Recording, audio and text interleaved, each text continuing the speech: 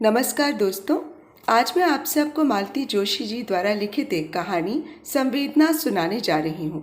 दोस्तों, यदि आपको मेरा कथावाचन पसंद आता है तो प्लीज़ मेरे इस चैनल को सब्सक्राइब कर लीजिए और मेरी कहानियों को लाइक और शेयर और हाँ, बेल आइकन ज़रूर दबा लीजिएगा।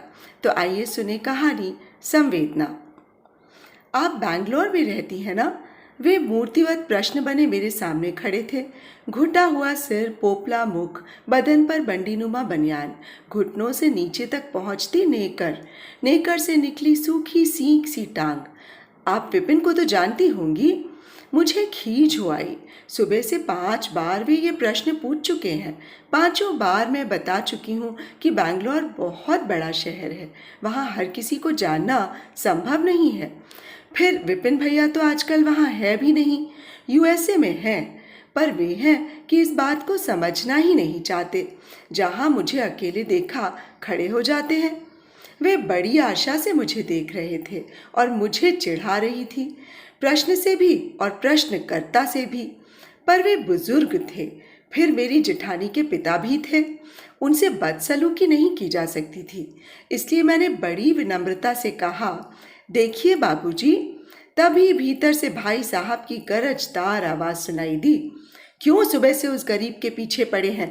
बता तो चुका हूँ कि 25 तारीख को साहब बहादुर तशरीफ ला रहे हैं, तब जी भरकर भेंट कर लीजिएगा।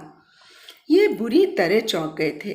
भय चकित नजरों से आवाज की दिशा में निहारा और फिर डगमग कदम भरते हुए वे अपने कमरे में लौट गए। मुझे बड़ा संकोच हो आया। मेरी वजह से बेचारों को इतनी बातें सुननी पड़ी। भाभी जी सुनेंगी तो क्या कहेंगी? तभी भाई साहब की आवाज आई, मंजू, तुम भीतर आ जाओ, नहीं वे फिर कान खाने चले आएंगे। कमरे में दोनों भाई सोफे पर अगल बगल बैठे थे। मैं कुर्सी पर बैठ गई। भाई साहब बोले, ज़्यादा लिफ्ट मत दिया करो, चिपट गए तो छुड़ाना मुश्किल हो जाएगा। मैंने धीरे से कहा, उन्हें शायद एहसास नहीं है कि विपिन भैया इन दिनों बैंगलोर में नहीं है, बाहर हैं। उन्हें तो किसी भी बात का एहसास नहीं है, इस बात का भी नहीं कि उनकी पत्नी का 5 दिन पूर्व देहांत हो चुका है। वे इस बात से भी बेखबर हैं कि जो 24 घंटे उनकी सेवा में खट रही है वो उनकी अपनी बेटी है। वे तो उसका नाम तक भूल चुके हैं और वो नालायक जो परदेश में बैठा गुलछर्रे उड़ा रहा है, उसके नाम की माला जपे जा रहे हैं। विपिन को अब तक आ जाना चाहिए था, इन्होंने कहा। अरे, उसकी माँ 6 महीने तक बिस्तर पर पड़ी रही, पर वो बंदा नहीं आया। बोला, कल को कुछ हो जाएगा तो मुझे आना ही पड़ेगा। बार बार आना हंसी खेल थोड़े ही है। कुछ हो जाने के बाद भी तो नहीं आया। जानते हो, उस रात मैंने इस हादसे की खबर दी तो जनाब मुझसे पूछते हैं, मेरा फ्यूनरल में आना ज़रूरी है या श्राद्ध में? 2 बार आना तो मुश्किल है, ना ही मैं उतने दिन रुक सकता हूँ। तो मैंने कह दिया, भैया, लाश को तो हम फूंक फाक देंगे, तुम श्राद्ध पर ज़रूर आ जाना। लाश को हम फूंक फाक देंगे। भाई साहब जैसे धीर गंभीर व्यक्ति के मुंह से ये बात ज़रा भी अच्छी नहीं लगी, खासकर इसलिए कि मरने वाली उनकी सास थी, भाभी की माँ थी। भाई साहब की बात अभी ख़त्म नहीं हुई थी। बोले, और सुनो, परसों रात को फ़ोन आया कि मैं पंडित से परसी के बारे में पूछ लूँ। एक साथ ही सब हो जाए तो अच्छा है, साल भर बाद फिर से आना मुश्किल है। मैंने कहा, बरखुरदार, तुम एक बार पधारो तो, कहोगे तो हम तुम्हारे पिताजी का क्रियाकर्म भी करवा देंगे। जीते जी उनको भी निपटा देना ताकि बार बार ना आना पड़े। अब चुप भी कीजिए, भाभी घुटी सी आवाज में चीखी और एक अजीब सी तमतमाई मुद्रा में कमरे में दाखिल हुई। मेरी माँ की चिता को तो ठंडी हो जाने दीजिए, दूसरे का इंतजाम करने चले हैं। मुझसे कह रही हो? उस नालायक से कुछ नहीं कहती हो? भाई साहब प्लीज़। इन्होंने बड़ी मुश्किल से भाई साहब को चुप कराया और मुझे इशारा किया। मैं भाभी जी को पकड़कर भीतर उनके बिस्तर तक लिवा ले गई। गुस्से से, रुलाई से उनका पूरा बदन कांप रहा था। बड़ी देर तक मैं उनका सिर सहलाती रही, तब जाकर वे शांत हुई। मैंने धीरे से कहा, भाभी जी, चाय लेंगी? उन्होंने मना कर दिया। बोली, अभी मेरा बिल्कुल मन नहीं है, पर 4 बज गए हो तो अपने भाई साहब के लिए ज़रूर बना देना, नहीं तो उनका पारा फिर चढ़ जाएगा। और हाँ, 1 कप बाबूजी के कमरे में भी रख देना, जब मन होगा पी लेंगे। दोनों भाई गैलरी में बैठे हुए थे। भाई साहब को उपदेश देने की तो मेरी औकात नहीं थी, फिर भी चाय रखते हुए मैंने धीरे से कहा, दरअसल भाभी जी की मनस्थिति ही नहीं, उनकी हालत भी बहुत नाजुक हो रही है। भाई साहब बोले, 6 महीने से माँ का नरक उलीच रही थी, वही थकान निकल रही है। एक आध नर्स रख ली होती। ये बोले, नर्स के रेट्स जानते हो, 80 रुपया रोज लेती हैं, वो भी दिन की अलग रात की अलग रखनी पड़ती हैं। आखिरी दिनों में तो खैर रात में रखनी ही पड़ी थी, but it's a costly affair you know.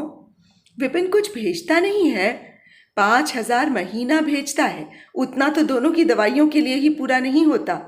बाबूजी की पेंशन वगैरह तो होगी ना? काहे की पेंशन, प्राइवेट नौकरी थी, कुछ फंड मिला था, उससे जबलपुर में एक छोटा सा घर ले लिया था। विपिन हिंदुस्तान में था तब भी माँ बाप को रखता थोड़ी ही था। वे दोनों जबलपुर में बुढ़ापा काट रहे थे, लाचार हो गए तो हम ले आए। और घर पड़ा है, जब साहबजादे को फुर्सत होगी बेचेगा। हम तो अब इस झंझट में पड़ेंगे नहीं। ये जो जिम्मेदारी सिर पर ले ली है वही निभ जाए बहुत है। मृत्यु वाला घर वैसे भी उदास होता है, और यहाँ तो अवसाद की कोई सीमा ही नहीं थी। मुझे अच्छा लगा कि मैं जिद करके साथ चली आई। बच्चों को भी साथ ले आती तो अच्छा रहता, कुछ दिन रुक सकती थी, भाभी जी को सहारा हो जाता। मैंने भाभी जी से यही बात कही तो बोली, 2 दिन के लिए ही सही तुम आ गई, बहुत अच्छा लगा। और बच्चों को तो ऐसे माहौल में लाने का सवाल ही नहीं उठता, बेचारे सहम जाते। नानी के पास रह लिए यही बहुत है। और तुम मेरी फिक्र मत करो, मुझे घर में कोई फैलारा नहीं करना है। मैंने अपने सब रिश्तेदारों से कह रखा है सीधे हरिद्वार ही पहुँचें, यहाँ आने की ज़रूरत नहीं है। मैंने कहा, ये काम निपट जाए तो 8-10 दिन के लिए मेरे पास आकर रहिए, चेंज हो जाएगा, मन बदल जाएगा। वे सूखी हंसी हंसती, पगली, बाबूजी को छोड़कर कहीं जाना क्या संभव है, और वो भी इनके पास। इनका मिजाज तो देख ही रही हो। अब बाबूजी रात दिन बेटे का नाम जप रहे हैं तो मैं क्या करूं? उसी बात को लेकर गुस्साए रहते हैं। बाबूजी भी तो अब कुछ कहने सुनने लायक नहीं रह गए हैं। एक बात कहूँ, अपने बच्चों को तो सब याद करते हैं, खासकर जो बच्चा पास में नहीं रहता, मन प्राण उसी में बसे रहते हैं। बाबूजी भी अपवाद नहीं है, पर आप लोगों के संकोच के कारण वे कुछ कहते नहीं थे। पर अब माँ जी की बीमारी ने या कि उनकी मृत्यु ने उन्हें हिला कर रख दिया है। उनका संयम टूट गया है और मन की बात अब सतह पर आ गई है। बस इसमें उनका कोई दोष नहीं। आप किसी दिन भाई साहब को ये बात समझा दीजिए ना। उन्हें क्या समझाऊंगी मैं, भाभी जी ने उसास भरकर कहा। बाबूजी तो खैर बूढ़े हैं, बदहाल हैं, पर इन्हें क्या हो गया है? पता नहीं कितना गुस्सा, कितनी नफरत मन में दबाए बैठे हैं। अब सब सतह पर आ गया है और रात दिन मुझे जला रहा है।